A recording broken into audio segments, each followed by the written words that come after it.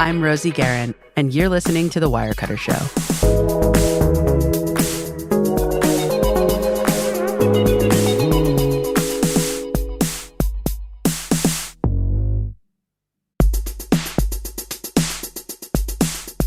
Hey there, it's Christine.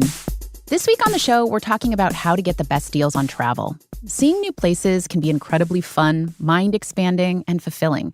It can also be really, really expensive. So we're talking about how to do it all for less. Earlier this week, we dropped an episode with Elaine Glusak, who writes the New York Times column, The Frugal Traveler, about her best tips for getting great deals on travel. To round out that conversation, we're going to drop a bonus episode today about some of the best ways to use credit card points to augment a travel budget. Wirecutter does not cover credit cards, anymore at least. We used to. We do cover a variety of travel gear, and we have a ton of advice on how to shop for gear in a smart way. But when it comes to a travel budget, the flights and hotels are what really add up. And credit card rewards points can play a really big role in making travel more affordable. This kind of travel hacking, using credit card points for flights and hotels, can seem a little complicated and maybe even problematic if it lands you in debt. It's a financial decision with inherent risks. To help demystify this topic, we're inviting an expert on the show who knows a lot about it, Brian Kelly. You may know Kelly by the moniker he shares with the popular website he founded, The Points Guy. Kelly remains part owner of that business, though today the majority stake belongs to media company Red Ventures. Since it started in 2010, the Points Guy website has become an authority on how to access and leverage loyalty programs, credit card and airline miles, and of course, points for travel. Brian published a book back in February called How to Win at Travel, with tons of tips and tricks on navigating the world of points. In a minute, Rosie is going to talk with Brian about how to use credit card rewards programs most effectively and the pitfalls to avoid. We'll be right back.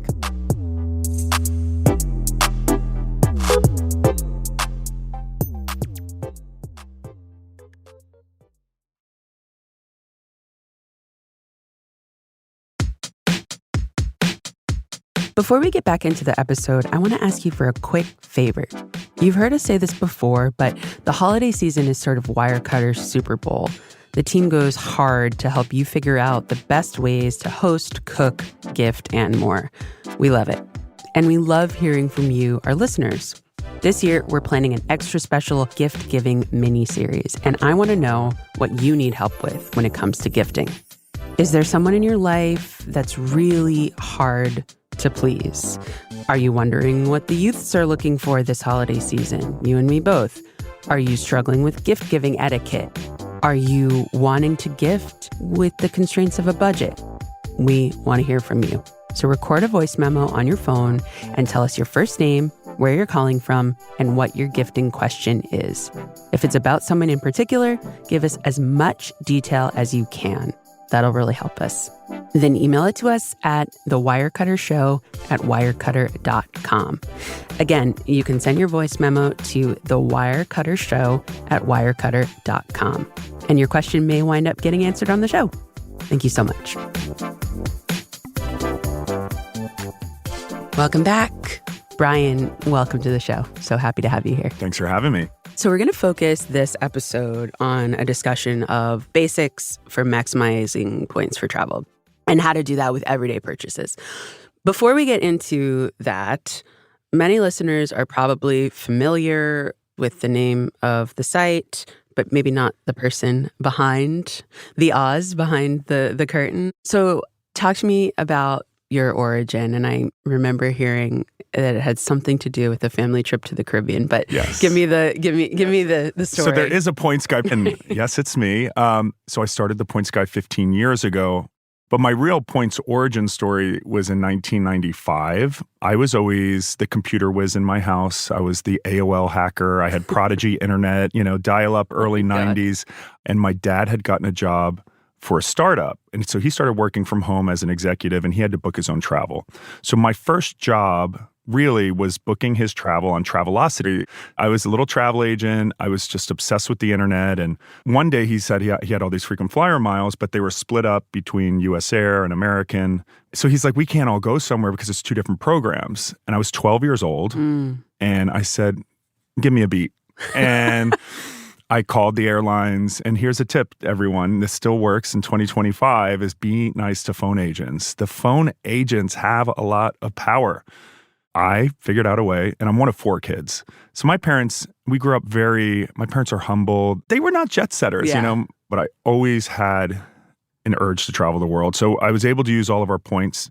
In 1996, we went to Grand Cayman, and we took this trip for peanuts, and then that became a yearly thing in the 90s. So my dad and I were doing the points game because it's a game, and it's still a game to this day. The game has changed fundamentally, but the game can still be won for sure. It's amazing they were open to letting you fly. At age 12. Metaphorically. Yeah. At age 12, we laugh. We're like, what? But I would say to any parent out there, give your kids ownership of trips. I think it teaches so many skills. Planning, researching on the internet, understanding fake reviews, real reviews, and getting their input. And I think kids get a lot more bought into a trip when they get to plan some of the itinerary. So I highly recommend that. Maybe not the whole trip like I did, but I think it's good for kids to do that.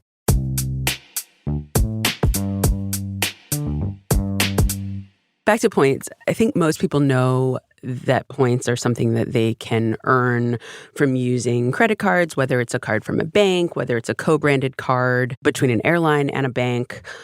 How does it work? Why do credit cards offer points? What's in it for them? How is it not a scam? So here's the skinny on how credit card companies make money, and trust me, they're making a lot of it, so never feel bad about getting your portion back. Why do credit cards offer points? The big reason why is in the U.S., interchange. So every time you use a credit card, grocery, restaurant, that vendor's paying about 2% in fees to the credit card processor, which then most of it gets passed on to the bank. The bank then kicks you back a portion of that, about 1% or so, in the form of rewards. The banks know that people are motivated by points, and there's a huge arms race that we are in the thick of. Amex versus Chase versus Citi versus Capital One. Because there's so much competition, they all have to compete to give you more value back. Now, they may lose money on the transaction, but they want you as a customer and spending every day because they're earning on all of your purchases. Plus, they're getting annual fees. And plus, inevitably, a lot of people are going to carry a balance at one point or another. Right. So they're making a lot of money. You can get your value back, avoid interest, avoid late fees. You can win by getting your value of the points. And then, most importantly, once you have those points, redeem them for absolute maximum value. The other biggest factor is your credit is an asset. And by getting credit cards, and let me be ultra clear here, you have to spend wisely and pay them off in full. If you are going to get into credit card debt, if you're carrying balances, do not get travel rewards credit cards. The APRs will eat you alive. What you're paying in interest will negate all the value of those points and more. So if you're in a situation where you're in debt, paying high APR, my recommendations today are not geared towards you. And just can you explain really quickly what APR is? Yeah, annual percentage rate is the percent you're going to pay for borrowing money from a bank. And on credit cards, it's really high. It may be over 30%.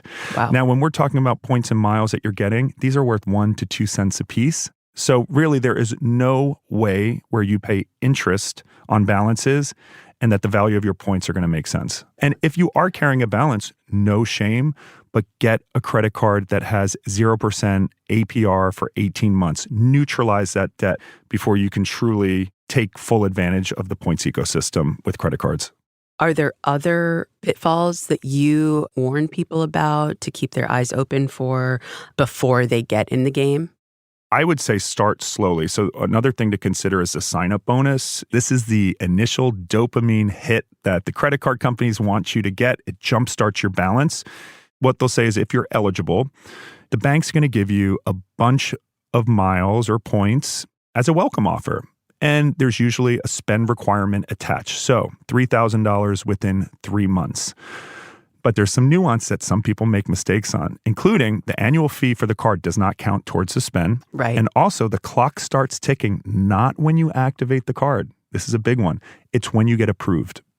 So if you get approved and you're on vacation, you come back 2 weeks later, so many people will think, oh, it's, when I start spending on it. Wrong. So I always recommend you overspend beyond what you think you've hit just to be safe, but understand there are small nuances.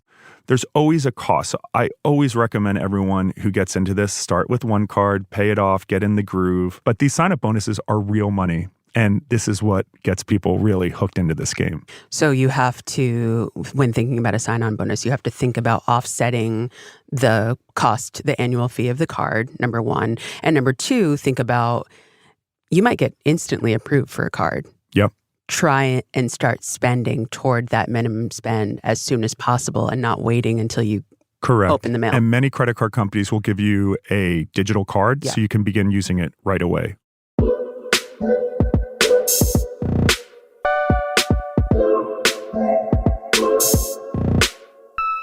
You, I know in your book, talk about points as an illiquid asset.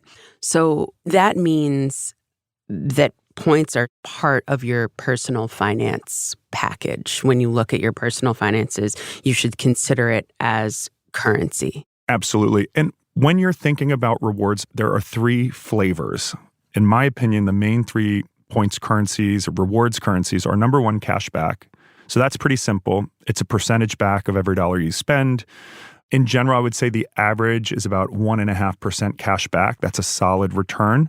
And who is that good for? I would say this is good for people who have no interest in traveling, who might have really tight budgets, are really just focused on their finances, putting money away into an emergency fund. Like that's what you should at least be getting cash back. That is the baseline. So the second type of currency is co-brand rewards, and this is your airline credit card, your hotel credit card. Whenever you spend, you're getting points directly deposited into a single airline or hotel. The upside to this is that you can get a lot of perks, free checked bags, priority boarding, suite upgrades, etc. So you're only earning one specific airline currency, but you're getting some other perks that might have real value, that might make your travel smoother, that might save you a lot of money, having a hotel credit card that gets your family breakfast, right? And is this good for people who are brand loyal? You need to do the math. So if you check bags and fly Delta all the time, having one of their co-brand cards gets you a free check bag for you and I think 8 companions. Wow. So the check bags these days can easily be $40 each. So think about it, one round trip, you're paying $150 for a card, but you're saving $400 a trip, right? Sure. So that's where you have to do the math. Because the third currency, and the one that I'm the most bullish on, transferable points from credit card companies. And this has been the biggest trend. So instead of earning a single airline mile or a cash back point, you earn with the bank, and then the bank gives you a couple really great ways to redeem those points. Number one, they allow you to use it like cash to book any flight or hotel, usually at about 1 cent or 1.5 cents. But the real special sauce in the transferable points is transferring them to different airlines and hotels. So a lot of the cards, often they run transfer bonuses. So this allows you, instead of just banking in one single airline program like a co-brand card does, you can bank into a mega program that allows you to transfer to tons of different options. Most points experts will say put most of your spend on a transferable point card or a couple of them because it opens up a world of opportunities. So you can earn rewards from groceries, dining out. You can even earn rewards by paying your utilities. Yep. What is your practical advice, Brian, in terms of maximizing those rewards? I want everyone to take out their monthly budget, look at the major categories, the dining, rent, groceries, gas, how much you spend. What are your top categories and where are you spending the most money? Yes, you may want to just go out and just start applying like crazy, but no, have a strategy, do some research on each bank's rules for which cards to get. And then really the biggest thing is look at what you spend money on and finding the credit card that has the highest multiplier in that category. Okay, so what is the best credit card for dining? So there's a lot of them out there because dining's a popular category. And, then the other thing is the annual fees on these cards. So a lot of the cards that have higher annual fees have higher category bonuses, but you have to take into account, okay, I'm spending more to get that. So It's really a holistic vision of looking at not just the earning of points. So how many of these points do I earn? How can I use them? And then how much is this costing me? So what I'm hearing is in every aspect of playing the points game, the most important thing it seems to me, is understanding what your personal finances are, what your goals are, not just goals for travel, but your financial goals and how you actually spend your money. So therefore, you can figure out how to leverage different cards based on what your actual reality is. Correct. So when you have a card like an Amex or a Chase where you have rewards, you have a bank of them, are you sitting down and assessing when you're planning for a trip, let me think about where I want to go. Let me think about what airline I want to fly, and then transfer the points from that bank to whatever airline or hotel you're trying to use? Or what is the strategy? The joy of the transferable points programs is that you can bank with confidence knowing, well, I don't know if next summer I want to go to Italy or I want to go on safari, or what if because no matter where you want to go, you generally have so many options that you can make it work. And one of my best tips these days is accrue valuable points, these transferable points, and let the deals tell you where you go on vacation. You know, you may have bucket list trips or you want to go to Italy. And I know a lot of people want to do Florida over the holidays, but airline programs change so much. I generally just don't want you to put all your miles in one single airline because they devalue year over year, meaning that what once was a 90,000 point free night at your favorite resort, overnight jumped to 130,000 points a night. If you put all your points, in a credit card company, even if one of their transfer partners or a couple change the rules, you then have other options. When is it worth buying points? So buying points is really interesting. It's definitely an arbitrage game, and you need to know how to redeem them. So if you don't have an exact redemption in mind or know how you're going to redeem those points, don't buy them. Buying points is only for people if you've done the math and you know the redemption. Give an example. So Hilton allows you to buy points pretty cheap. And Hilton has this new, beautiful Waldorf Astoria in Costa Rica that just opened. It's about $2,000 a night. Wow. But it's about 120,000 points a night. So what that means is you can buy 120,000 points at a half a cent a piece for $600. So you can spend $2,000 to book direct, or you can buy $600 to get a free night via points. Okay. And Hilton gives the fifth night free when redeeming for points, not when paying. So this is where a lot of smart people I know say, why would I ever pay directly when I can buy points for a third of the price and then get the fifth night free? Bam. That's when you just won. Air France, the same. Flying Blue is an amazing program. 60,000 points one-way business class New York to Paris. That's a $3,000 ticket. Air France will let you buy points at around 1.5 cents a piece. So 60,000 points is $900. So would you rather pay $3,000 to the airline, or would you rather buy points and spend $900? Right. And of course, Hilton and the Flying Blue program, these are just examples of the types of strategies you can employ when you're looking to buy points and then use those points to buy reward flights or hotel nights and ultimately pay less. Not only that, what I want people to understand is the benefit to buying points, especially when there's buy miles promotions, is most award tickets, most hotel reservations are fully refundable when you use your points. Award tickets are when you transfer points to an airline's frequent flyer program and you book the flight as an award ticket completely using miles. That is refundable. This is something most people don't realize. When you're calculating, well, should I redeem miles or should I pay for the ticket? When you redeem miles, it is a refundable ticket. So don't compare it to what basic economy costs, because when you redeem your airline miles for an award ticket, that's a full fare ticket, meaning up until 1 minute before departure, you can cancel, get all your miles back for free. That is incredible. I had no idea. Yes. And I take this a step further. Having points is like an insurance policy, because guess what? When airlines start delaying and canceling my flight, I'm not waiting in the 2-hour line. I'm on my phone instantly booking backup reservations on different airlines. So if my one airline can't get me out, I'm walking to the other airline because I have a award ticket for 2 hours later. If my original flight ends up going out, I click one button and get all my miles back for the other reservations. These points are very valuable. That's a hack. And one other tip, airlines charge a lot for frequent flyer mile tickets. You may want to just get something booked, your honeymoon. You're not going to risk waiting till last minute, but you pay a premium. Keep checking, and if the price goes down, most programs will let you cancel and rebook at the lower rate and get your miles back. And with the airlines bullying us around, I want people to have this information where they can, fight back and get their money off the table.